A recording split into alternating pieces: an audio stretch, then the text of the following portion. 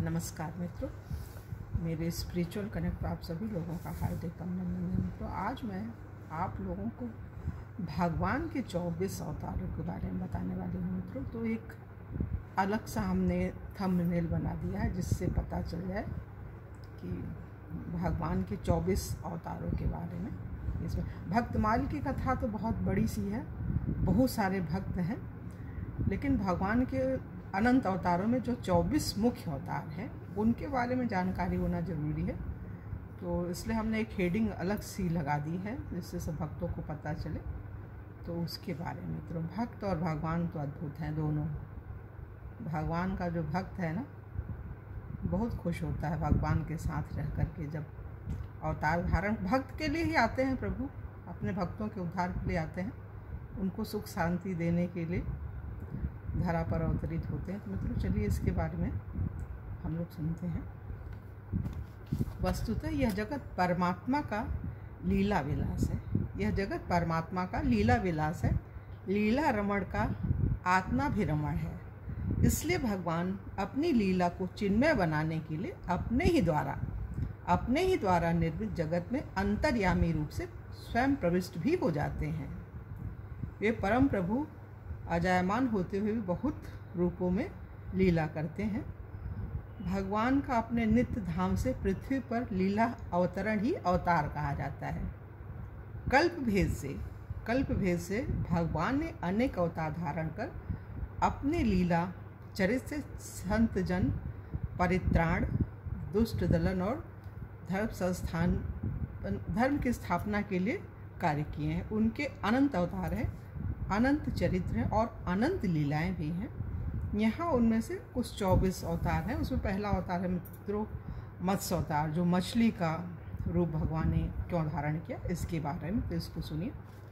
ब्रह्मा जी के सोने का जब समय आ गया और उन्हें नींद आने लगी, उस समय वेद उनके मुख से निकल पड़े और उनके पास ही रहने वाले हैग्रीव नामक दैत्य ने उन्हें चुरा लिया।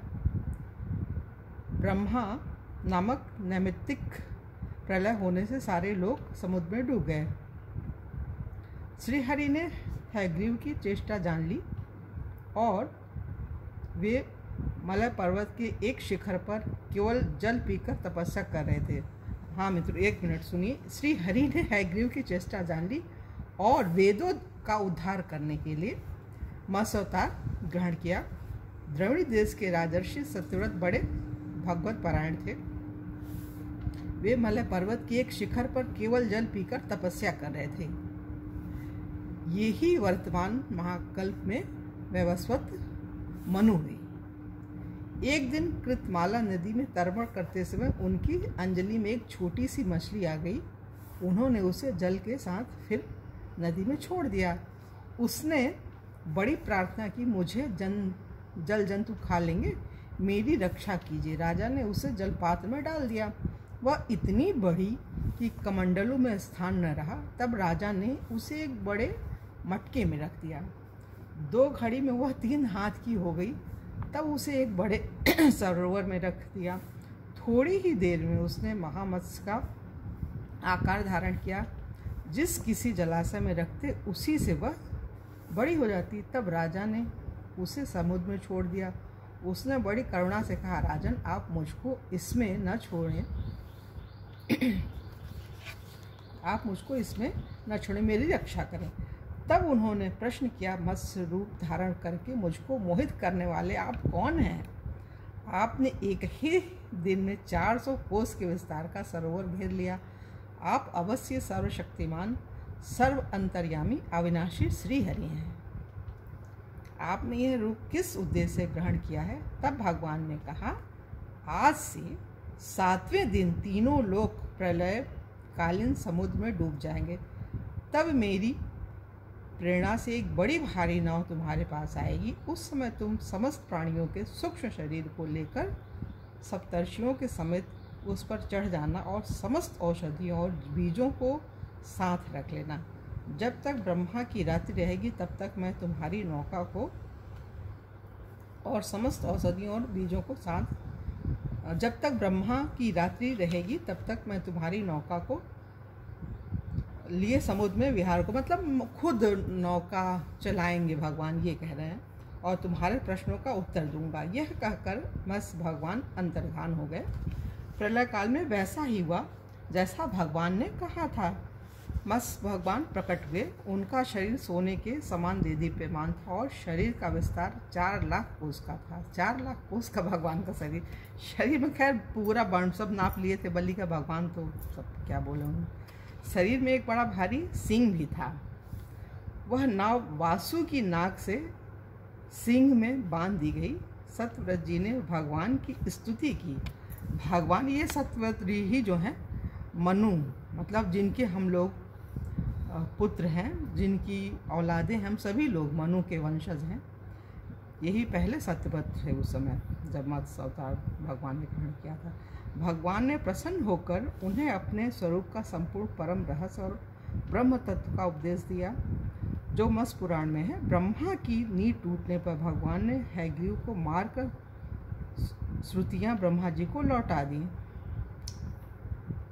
और एक और सुनिए मित्रों, समुद्र का एक पुत्र शंख था। एक और कथा है इसमें। समुद्र का एक पुत्र शंख था। इसने देवताओं को परास्त करके उनको स्वर्ग से निकाल दिया। सब लोकपालों के अधिकार छीन लिए। देवता मेरुगिरी की कंदराओं में जा छिपे, शत्रु के अधीन न हुए। तब दैत्य ने सोचा कि देवता वेद मंत्रों के बल से प्रबल होते प्रतीत हो रहे हैं, अतः मैं वेदों का अपहरण करूंगा। ऐसा निश्चय करके वह वेदों को हर लाया। ब्रह्मा जी कार्तिक की प्रबोधिनी एकादशी को भगवान की शरण गए। भगवान ने आश्वासन दिया और मछली के समान रूप धारण करके आकाश से वे विंध्य पर्वत निवासी कश्यप मुनि की अंजलि में गिरे। मुनि ने करुणावश उसे क्रमशः कमंडलू, कूप, सर, सरिता आदि अनेक स्थानों में रखते हुए अंत में उसे समुद्र में डाल दिया। वहाँ भी वह बढ़कर विशालकाय हो गया। तदंतर उन मत्स्य रूपधारी भगवान ने शंखासुर का वध किया और विष्णु रूप में उसे हाथ में लिए हुए बदरी वन में गए। वहाँ संपूर्ण ऋषियों को बुलाकर आदेश दिया कि जल के भीतर बिखरे हुए वेदों की खोज करो और रहस्य सहित उनका पता लगाकर शीघ्र ही ले आओ। तब तेज और बल से संपन्न समस्त मुनियों ने यज्ञ और बीज सहित वेद मंत्रों का उद्धार किया। जिस वेद के जितने मंत्रों को जिस ऋषि ने उपलब्ध किया वही उतने भाग का तब से ऋषि माना जाने लगा। ब्रह्मा समेत सब ऋषियों ने आकर प्राप्त किए हुए वेदों को भगवान को अर्पण कर दिया। और एक तीसरी चीज़ और है, दिति के मकर। दिति के मकर हैग्रीव, महाबलशाली, हिरण्याक्ष, हिरण्यकशिपु, जम्भ और मय आदि पुत्र हुए। मकर ने ब्रह्मलोक में जाकर ब्रह्मा जी को मोहित करके उनसे संपूर्ण वेद ले लिए। इस प्रकार श्रुतियों का अपहरण करके वह महासागर में घुस गया। फिर तो सारा संसार धर्म शून्य हो गया। ब्रह्मा जी की प्रार्थना से भगवान मत्स्य रूप धारण करके महासागर में प्रविष्ट हुए और मकर दैत्य को थूथुन के अग्रभाग से विदीर्ण करके उन्होंने मार डाला और अंग उपांगों सहित संपूर्ण वेदों को लाकर ब्रह्मा जी को समर्पित कर दिया। तो ये चीज़ है मित्रों, ये 3 है इस मत्स्य अवतार के बारे में, 3 तरह की कथा है। और कल के वीडियो मित्रों आप लोगों से हम श्री वराह अवतार की कथा के बारे में बताएंगे। और उससे पूर्व मित्रों आप लोगों से ये अनुरोध, मेरे स्पिरिचुअल कनेक्ट यदि आप लोगों ने सब्सक्राइब न किया हो तो सब्सक्राइब कर लीजिए और ज़्यादा से ज़्यादा लोगों को शेयर भी कीजिए। मतलब ये 24 अवतार तो अद्भुत हैं, जिनकी जानकारी हर व्यक्ति को होनी चाहिए। और आप शेयर करेंगे तो आप भी पुण्य के भागी बनेंगे। ज्ञान दान महादान, इतनी अराजकता है, ये सब है, तो भक्ति के माध्यम से ही संसारवासियों का उद्धार हो सकता है। इसमें तो सबको सहयोग करना ही चाहिए। कथा कहिए, सुनिए, पढ़िए, दूसरों को सुनाइए, यही है, भगवान इसी से प्रसन्न होते हैं। और अभी कौशिक जी महाराज अभी स्कंद पुराण में जो बता रहे हैं, जो सुना रहे हैं कथा, इतनी अद्भुत है कि उसको तो आप लोग सुनेंगे तो लगेगा कि बस सुनते ही रहे। हमें भी लगता है कि बस सुनते, अभी चल रही इस समय कथा।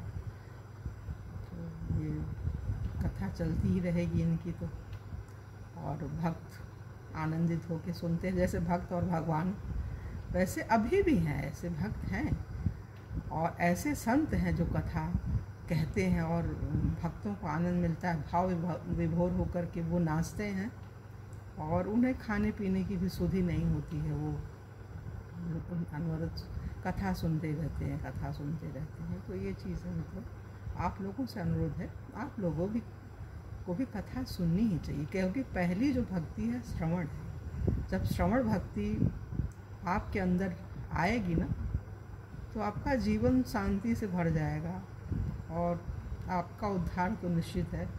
भगवान मिलेंगे, निश्चित ही मिलेंगे। इसी जन्म में आपको अनुभूति होने लगेगी और दृढ़ निश्चय होगा तो दृढ़ निश्चय से ही भगवान मिलते। कोई भी चीज़, सांसारिक चीज़ें आप अगर पाना चाहो तो मिल सकती है, तो भगवान हमसे अलग तो है, उन्हीं का संसार है। हम चाहें तो हमें क्यों नहीं भगवान की प्राप्ति हो सकती है, निश्चित हो सकती है। हम सोचते मित्रों, अब इस पर ज़्यादा कुछ न बोलते हुए हमें अपनी वाणी को विराम देना चाहिए और कल की वीडियो में आप लोगों से पुनः मिलेंगे। तब तक के लिए जय हिंद, जय भारत, ओम शांति।